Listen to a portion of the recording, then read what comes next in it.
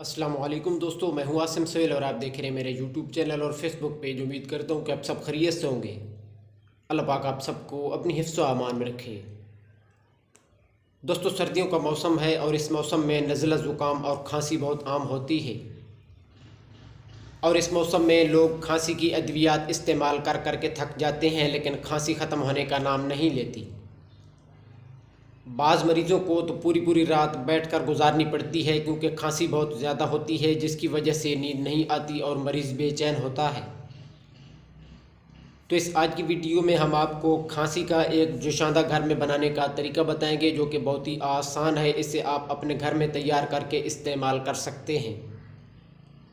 تو ویڈیو شروع کرنے سے پہلے جلدی سے ہمارے اس چینل کو سبسکرائب کر دیں اور ساتھ میں دیے گئے بیل آئیکن کے بٹن کو بھی ضرور پریس کر دیجئے گا۔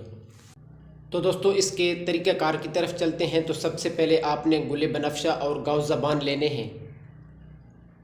اس کے علاوہ بادیان اور تخم ختمی لینے ہیں۔ اس کے بعد اصل السوس اور پرسیاؤ شان لینے ہیں، اور یہ سب اجزاء تین ماشا آپ نے لینے ہیں۔ اس کے علاوہ مویز منقہ 7 دانے اور سپستان 9 دانے لینے ہیں۔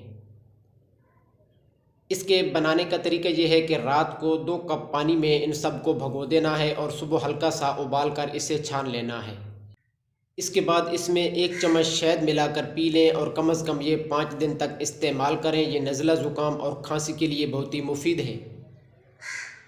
اس کے استعمال سے نزلہ زکام اور کھانسی چاہے جتنی بھی سخت قسم کی ہو وہ ختم ہو جاتی ہے۔ تو دوستو، یہ تھی ہماری آج کی چھوٹی سی ویڈیو۔ امید ہے کہ آپ کو پسند آئی ہوگی۔ دعا میں یاد رکھیے گا۔ جزاک اللہ خیرہ۔